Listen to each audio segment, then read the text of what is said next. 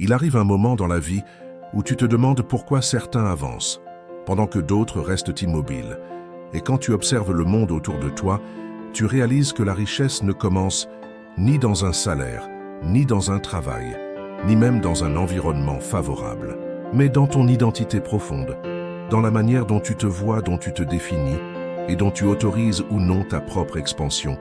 Et tu comprends alors que tu ne deviendras jamais plus riche que la vision que tu as de toi-même. Car si tu te vois petit, tu agiras petit. Si tu rêves petit, tu construiras petit. Et si tu te considères comme quelqu'un destiné à se contenter du minimum, alors la vie se contentera de t'offrir exactement cela. Tout change le jour où tu remarques ce que tu tolères dans ton existence, car ce que tu tolères devient ta normalité, et cette normalité devient ta réalité. Certaines personnes tolèrent le manque, elles tolèrent la fatigue permanente, elles tolèrent le pessimisme et le fatalisme, et elles s'étonnent ensuite que rien ne change, alors que la vérité est simple. Tu attires ce que tu acceptes intérieurement. Et si tu veux la richesse, tu dois cesser de tolérer les pensées pauvres, les émotions qui t'affaiblissent, les excuses qui t'enchaînent, et tu dois comprendre que la médiocrité installée dans ton esprit finit toujours par se matérialiser dans ta vie.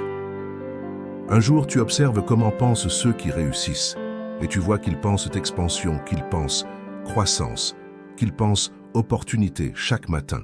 Ils se lèvent avec la même intention, devenir meilleur que hier, pas en faisant plus, mais en devenant plus.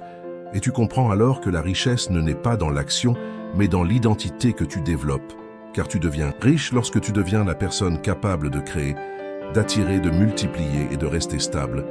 Quand d'autres s'effondrent, ton mental devient ton capital, ton énergie devient ton actif, ta vision devient ton premier investissement. Et avant même de parler d'argent, tu dois parler de toi, de ton identité et du niveau intérieur que tu choisis d'incarner. À ce moment-là, tu décides de changer. Tu décides de grandir, de te transformer et d'adopter l'état d'esprit de ceux qui avancent. Ceux qui n'attendent ni la motivation parfaite, ni l'approbation des autres. Ceux qui avancent, malgré l'incertitude, et qui choisissent l'inconfort qui élève, plutôt que le confort qui paralyse. Car tu découvres que le confort est un piège doux et silencieux qui te chuchote de ne rien changer, mais ce confort te coûte cher. Il te coûte ta croissance, tes rêves et ta liberté. C'est alors que tu reconnais que la richesse demande du courage. Le courage de penser différemment du monde autour de toi. Le courage de dire que tu mérites plus.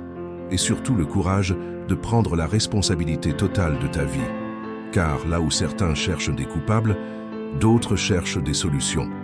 Là où certains disent qu'ils n'ont pas le choix, d'autres créent leur choix.